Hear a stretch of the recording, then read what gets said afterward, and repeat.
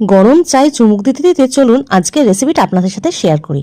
প্রথমে পটলের মাথা দুটো এরকমভাবে ছুরি দিয়ে কেটে নিচ্ছি, আর গাটাকে ছুরি দিয়ে এরকমভাবে হালকা করে গায়ের খোসাগুলোকে উঠিয়ে নিলাম। ভেতরের অংশগুলোকে একটা চামচের সাহায্যে বের করে নিলাম। এবারে নুন হলুদ মাখিয়ে নিয়েছি। এক এক করে পটলগুলোকে কড়াইয়ের মধ্যে দিয়ে ভালোভাবে নাড়াচাড়া করে একটু উল্টে পাল্টে ভেজে নেব। আরেকদিকে একটা মিক্সির জারের মধ্যে ওই পটলের দানাগুলোকে আর কয়টা চিংড়ি মাছ একটুখানি নুন নিয়ে একটা পেস্ট বানিয়ে নিলাম। একটা হামালদিস্তার মধ্যে কিছুটা আদা আর রসুন থেতো করে নিচ্ছি।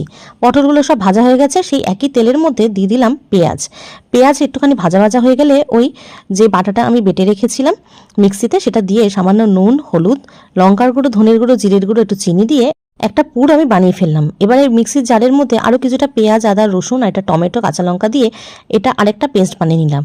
কড়াইয়ে গোটা গরম মশলা, তেজপাতা, শুকনো লঙ্কা দিয়ে ওই মিক্সির পেস্টটাকে দিয়ে ভালোভাবে নাড়াচাড়া করে নিলাম। এবারে ওই যে পুরটা ঠান্ডা হয়ে গেছে, এখন সেই পুরটাকে এক এক করে পটলের মধ্যে ভরে ফেললাম। এখানে আমার মশলাটাও রেডি হয়ে গেছে। মিক্সি ধোয়ার জল দিয়ে ভালোভাবে ঝোলটা কিছুক্ষণ ফোটাবো। ঝোলটা ফুটে উঠলে এবারে এক এক করে পটলগুলোকে আমি এর মধ্যে দিয়ে দিচ্ছি। হালকা হাতে একটু নাড়াচাড়া করে 2-3 মিনিটের মতন ফুটিয়েই একটু গরম মশলা দিয়েই আমি এটাকে নামিয়ে ফেলবো। রেডি হয়ে গেল আমার পটলের দোরমা। কেমন লাগলো রেসিপিটা আমাকে অবশ্যই কমেন্ট করে জানাবেন। ভালো লাগলে একটা লাইক আর শেয়ার করে দেবেন। হাতাখুন্তি জমজমাটি রান্নাঘরে আরও নতুন নতুন রেসিপি দেখার জন্য চ্যানেলটি কিন্তু অবশ্যই সাবস্ক্রাইব করতে হবে।